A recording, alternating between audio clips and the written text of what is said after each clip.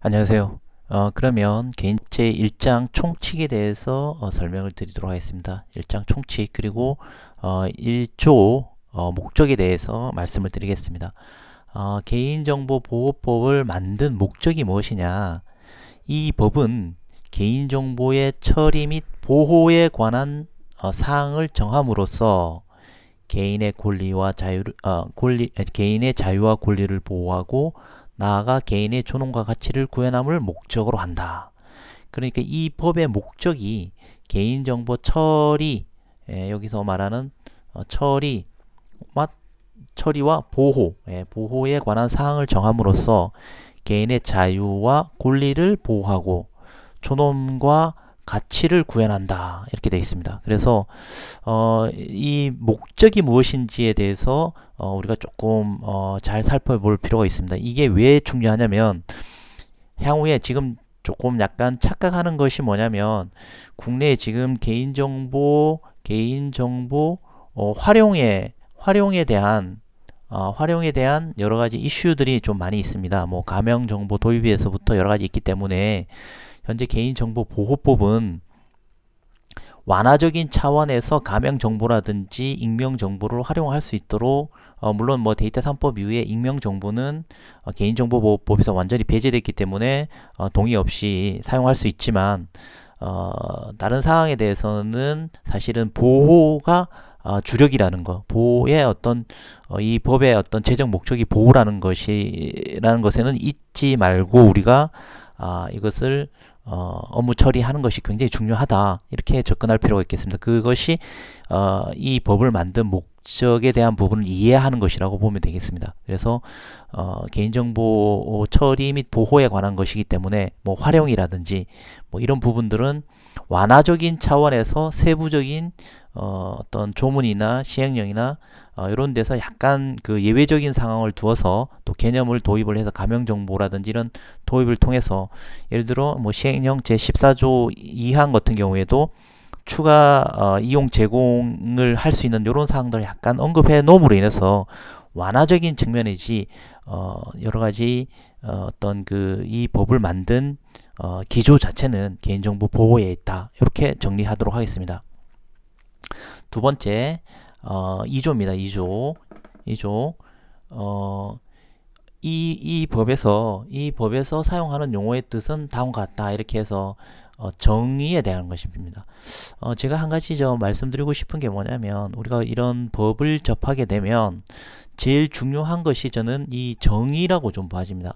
과연 이 법률에서 사용하고 있는 이 법률적인 용어의 정의가 과연 뭐냐, 이거에 따라서 법리적인 해석이 굉장히 달라지는 경우가 많거든요. 그래서 우리가 일반적으로 보안에 관련돼서 공부를 하다 보면 기술적인 측면에 좀 많이 치우치다 보면 뭐 이렇게 좀 아주 디테일한 뭐 아주 기본적인 기초적인 거 부분에 대해서 놓칠 경우가 있는데 우리는 법률 전문가가 아닙니다. 그죠? 뭐 법조계에 관련돼 있는 사람도 아니고 법률 전문가가 아니기 때문에 이런 부분들에 대해서 조금 세세한 이런 이해가 좀 필요하다. 이렇게 좀 강조드리고 싶습니다. 이런 것들을 제가 왜 느꼈냐면 개인정보의 그 해석이라든지 판결 같은 것을 많이 읽어보십시오. 그런 것 읽어보다 보면 이렇게도 해석이 될 수 있구나, 저렇게도 해석이 될 수 있구나, 이렇게 있다 보면 이런 것이 의미하는 바가 뭔지, 정의하는 바가 뭔지가 굉장히 그 중요한 경우가 있습니다. 그래서 이 정의를 올바르게 우리가 이해함으로 인해서 나중에 법리 해석에 많은 도움이 되기 때문에 우리는 이 정의에 대해서 조금 더 심도 있게 공부해 둘 필요가 있다. 이렇게 정리하겠습니다. 자, 2조 1항 첫 번째, 개인정보란 살아있는 개인에 관한 정보로서, 이렇게 하나 끊고요. 살아 있어야 됩니다. 개인에 관한 정보입니다. 다음 강목에 우리가 보통 법률 체계는 뭐 다 알고 계시겠지만 몇 조, 그 다음에 몇 항이 있죠. 몇 조, 동그라미 몇 항, 그 다음에 요걸 각호, 그 다음에 요걸 강목이라 그렇게 합니다. 그래서 이렇게 참고적으로 알고 계시고요. 그래서 각 목 어느 하나에 해당하는 정보를 말한다. 이렇게 해서 가목, 나목, 다목 이렇게 지금 개인정보보호법은 나와 있습니다. 그러면 개인정보란 우선 여기에서 한번 정의를 내려보도록 하겠습니다. 우선은 첫 번째 개인정보는 살아 있어야 됩니다. 살아 있어야 된다. 사망자 정보는 아니라는 거죠. 사망자 정보는 아니고 기존의 해석과 마찬가지로 사망자와 뭐 나와의 관계, 뭐 친인척과의 관계, 뭐 가족과의 관계 이런 것들은 개인정보가 될 수 있습니다. 그러나 기본적으로 살아있는 사람을 대상으로 한다. 이리고 두 번째 개인에 관한 정보입니다. 개인에 관한 정보. 그래서 여기서 말하는 개인은 순수한 자연인을 이야기합니다. 자연인.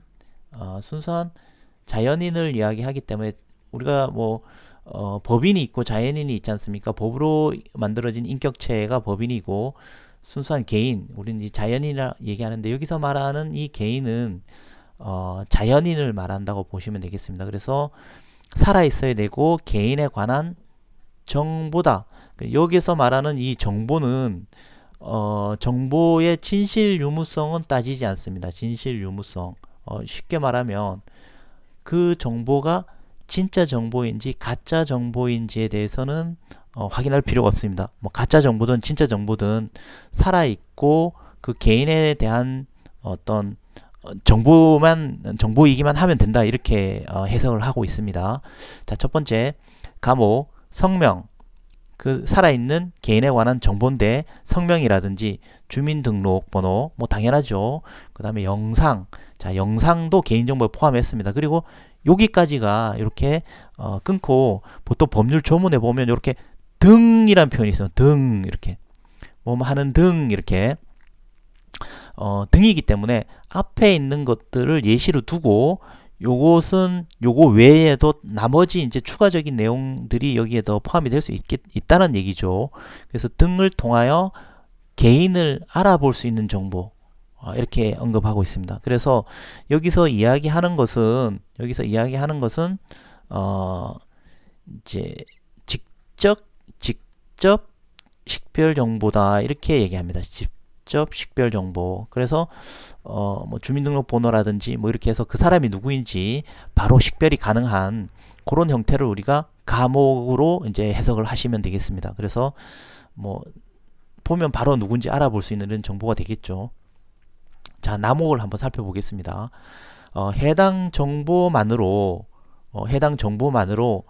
특정 개인을 알아볼 수 없다 하더라도 이제 해당 정보만으로, 그러니까 여기에서 얘기하는 어떤 정보가 되겠죠. 정보만으로 그 특정 개인, 여기서 요 특정 개인은 아이덴티피케이션 되는, 이제 식별되는, 근데 그 사람이 알아볼 수 없다 하더라도, 이게 누군지 몰라요. 예, 누군지 모른다 하더라도 다른 정보하고 쉽게 결합해서 알아볼 수 있는 정보. 어떤 정보가 있는데 이 정보를 누군지 몰라요. 누군지 모르는데 여기 있는 다른 정보, 다른 정보가 있어요. 근데 이 다른 정보가 이렇게 쉽게 이렇게 결합해서 쉽게 알아볼 수 있는 정보가 돼서 이제 누군지 알아본다면 이것도 이제 개인정보다 이렇게 해석을 하는 거죠. 이 경우에 쉽게 결합할 수 있는지에 대한 여부는 요 다른 정보에 대한 입수 가능성, 얼만큼 입수 가능할 수 있느냐, 또 여기에 개인을 알아보는데 소요되는 시간, 비용, 기술 등을 합리적으로 고려해야 된다. 이렇게 해서 조금 더 기존의 모호한 표현들을 조금 정확하게 이렇게 디파인 해놨습니다. 이게 무슨 말인가 하니, 개인정보가 아닌 정보와 다른 정보와 결합을 하는데 아주 시간이 오래 걸린다든지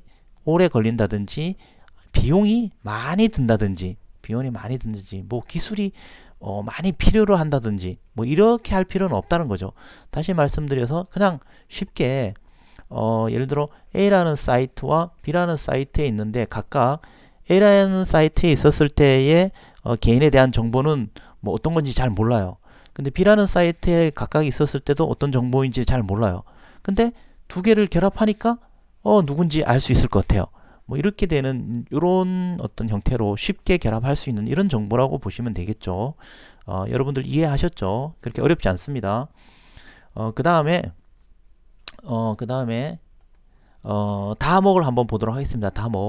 다목은 가목 또는 나목을 제1호, 2호에 따라서 가명 처리함으로써, 이게 굉장히 중요한 용어 나왔다. 그죠? 가명 처리함으로써 원래 상태로 복원하기 위한, 원래 상태입니다. 원래 상태로 복원하기 위한 추가 정보의 사용 결합 없이는 특정 개인을 알아볼 수 없는 정보를 우리가 가명 정보라 하고, 요런 가명 정보를 예를 들어 뭐 삭제한다든지 일부를 삭제한다든지 뭐 대체한다든지 이런 것을 우리가 가명 처리한다 이렇게 하거든요. 그래서 개인정보의 범위와 대상 정의에 있어서 이렇게 가목, 나목, 다목으로 나와 있기 때문에 여기에 각각에 따라서 혹시나 이렇게 가로넣기 같은 것도 좀 잘 시험을 보시는 분들은 가로넣기 같은 것도 좀 눈여겨 보시기 바랍니다. 그래서 실질적으로 해당 그 용어에서 어떤 게 들어가야 하는지 가명 처리함으로써 원래 상태로 복원하기 위한 이게 추가 정보입니다. 추가 정보. 이런 것들을 우리가 가명 정보라고 한다. 그래서 기어, 니은, 디귿에 알맞은 내용은 뭐 이렇게 해도 여러 가지 나올 수 있습니다. 그리고 우리가 이런 부분을 혼란스러워 해서는 안 되겠습니다. 자, 한번 또 정리를 해드리겠습니다.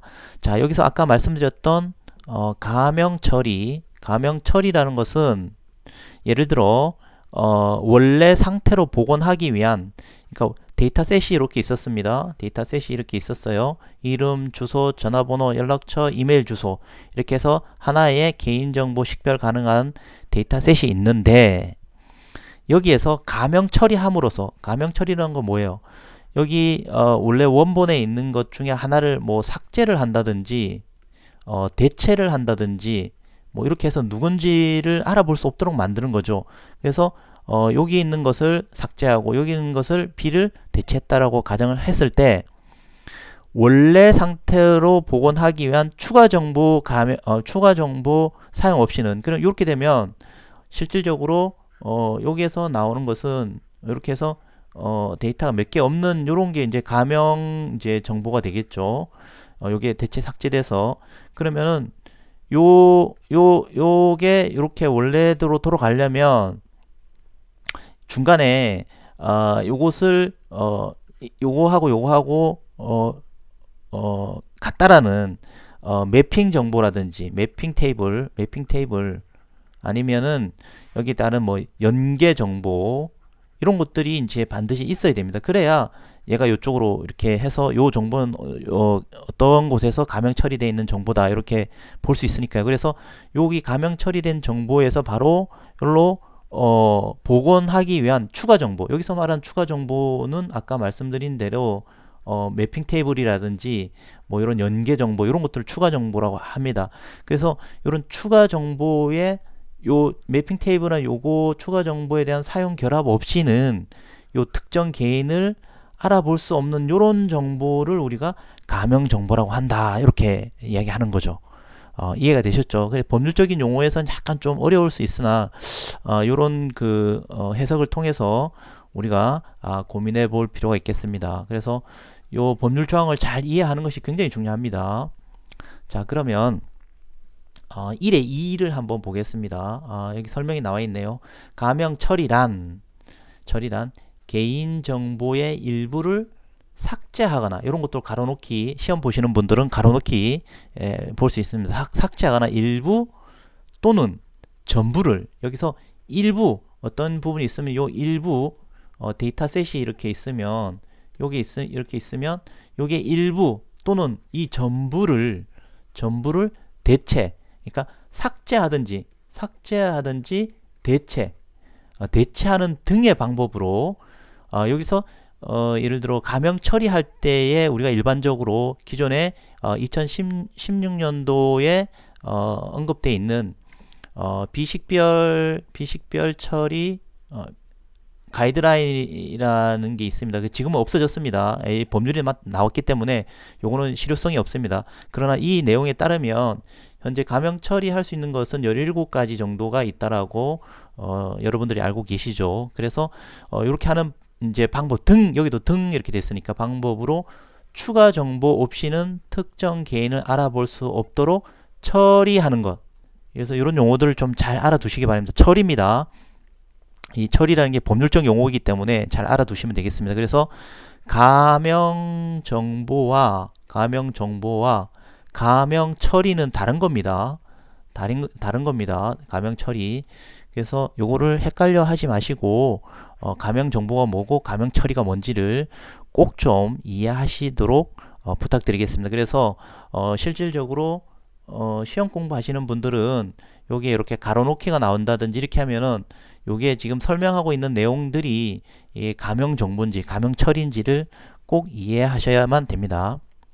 자, 두 번째, 이렇게 해서 개인 정보에 대한, 그다음 가명 정보에 대한 정의에 대해서 살펴봤고요.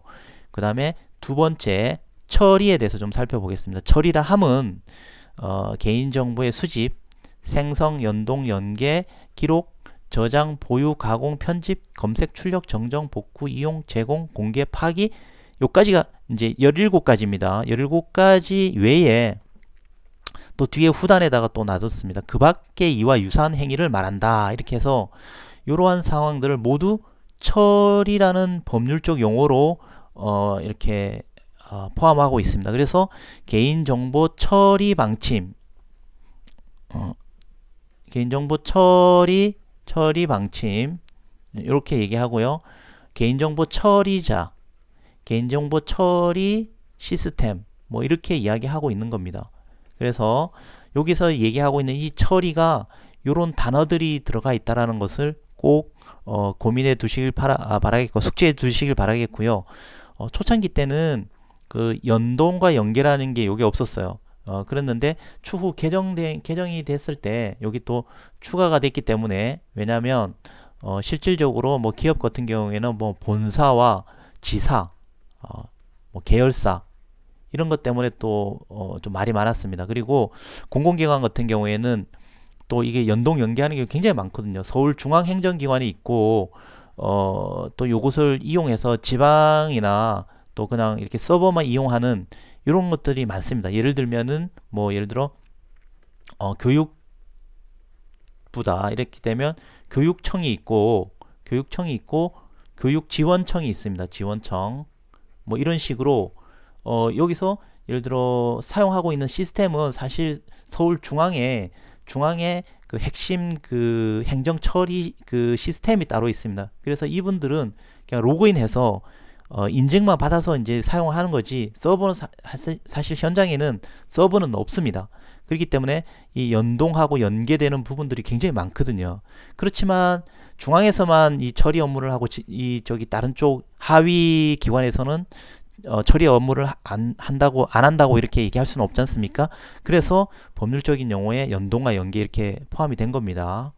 그래서 17가지 이 내용들을 우리가 처리라고 한다. 이렇게 정리하겠습니다. 자, 세 번째, 정보 주체란 처리되는 정보에 의하여 알아볼 수 있는 사람으로서 그 정보 주체가 되는 사람을 말한다. 뭐 이거에 뭐 어려운 내용은 없죠. 이미 다 알고 계실 거고.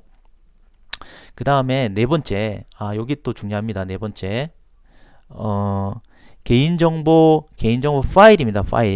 개인정보 파일이란 개인정보를 아까 그 첫 번째 항목에 나왔던 개인정보를 이야기합니다. 개인정보 쉽게 검색할 수 있도록 일정한 규칙에 따라 체계적으로 배열하거나 구성한 개인정보의 집합물을 말한다. 이렇게 얘기한 거죠. 그래서 이 법률적 용어이기 때문에 뭐 들어보면 굉장히 좀 어렵습니다. 그래서 제가 초창기 때 아까 서두에 말씀드렸던 것 중에 개인정보의 대표적인 것이 DBMS라고 얘기하는 것은 우리가 데이터베이스를 얘기하는 거죠. 그래서 흔히 말하는 회원가입, 아이디 패스워드를 치고 들어오는 이런 회원가입을 말하는 거고요.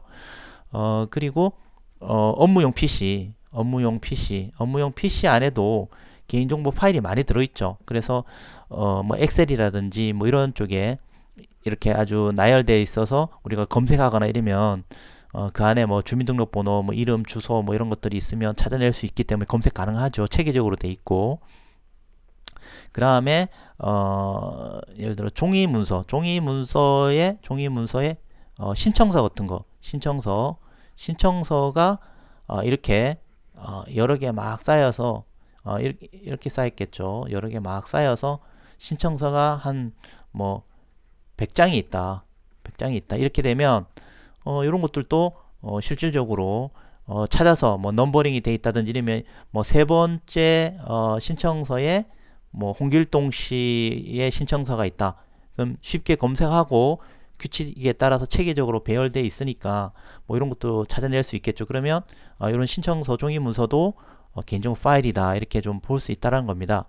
그래서 우리가 이 개인정보 파일에 대해서 조금 이해할 필요가 있겠습니다. 그 다음에 조금 밑에 이게 좀 잘 안 보이는데요. 다섯 번째가 개인정보 처리자 이렇게 되어 있습니다. 개인정보 처리자.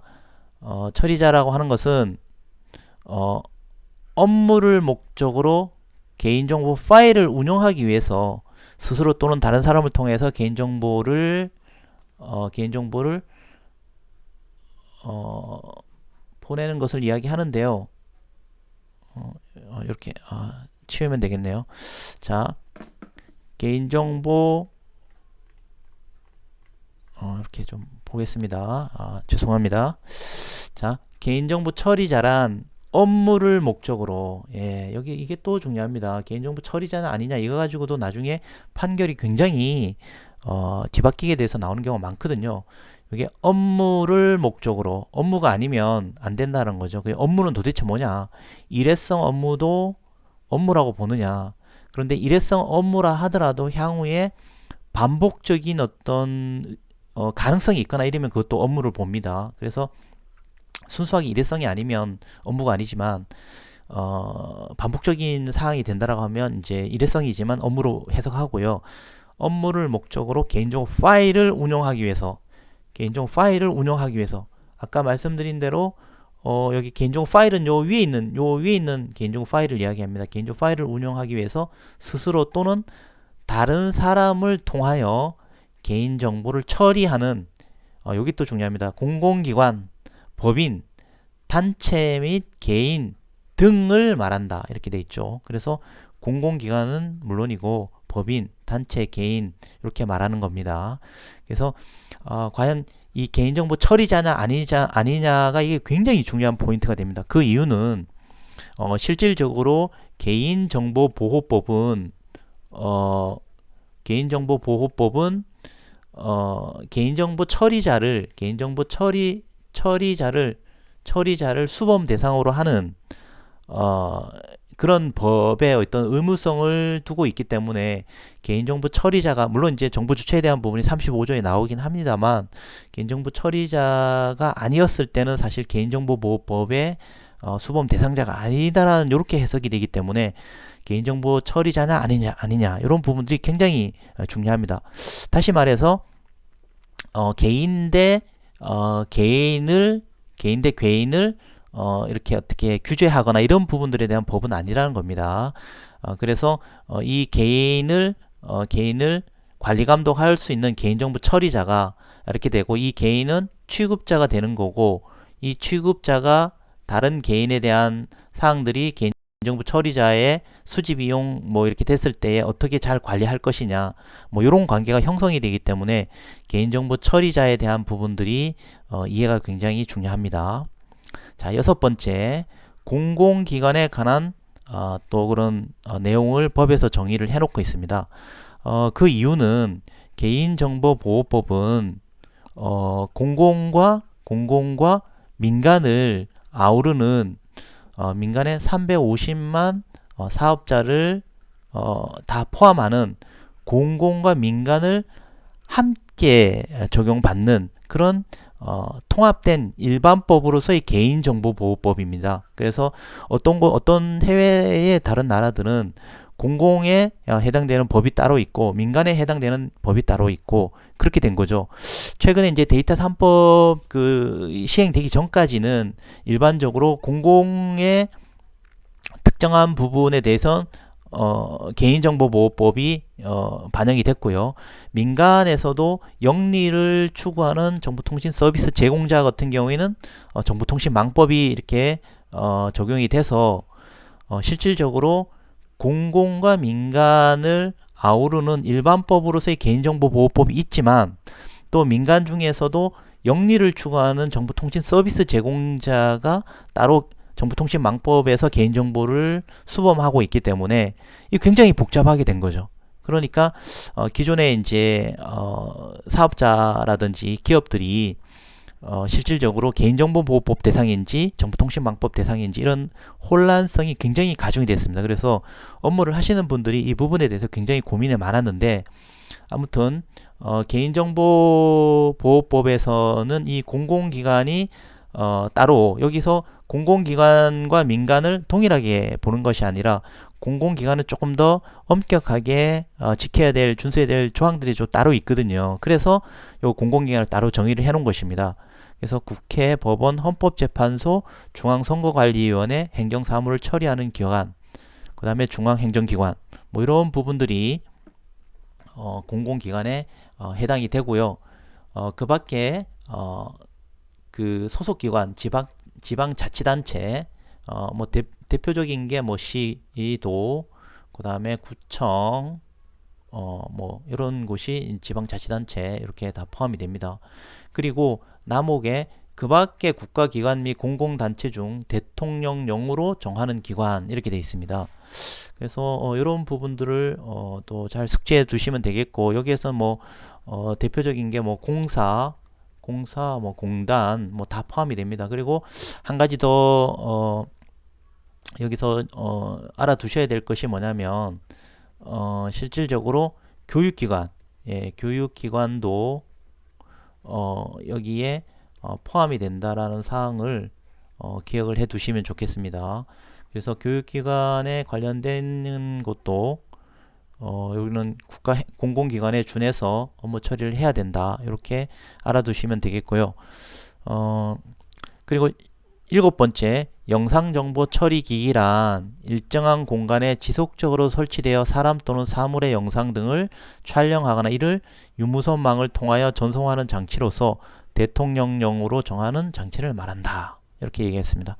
여기서 우리가 개인정보법 25조에 보면 이제 영상정보 처리 기기에 되는데 일정한 공간입니다. 지속적으로 설치되어 있습니다. 지속적으로 설치되어 사람 또는 사물의 영상을 촬영하거나 유무선망을 통해서 전송하는 장치. 뭐 대표적으로 폐쇄로운 CCTV라든지 네트워크 카메라, 뭐 인터넷으로 카메라를 이렇게 비추어서 알려주는 게 있거든요. 뭐 예를 들면 어떤 게 있을까요? 예를 들어 박물관에 갔는데 그 박물관을 관람하고 있는 사람들을 이렇게 카메라로 이렇게 촬영을 해서 우리가 인터넷으로 이렇게 볼 수 있도록 뭐 이렇게 하는 경우들도 있습니다. 근데 이런 부분들이 뭐 개인정보의 어떤 논란이라든지 이런 부분들이 있어서 사실은 그 네트워크 카메라라든지 이런 부분들을 크게 그렇게 활발하게 이용되고 있지는 않고요. 대표적으로 이제 CCTV라든지 이런 부분이 되겠고요.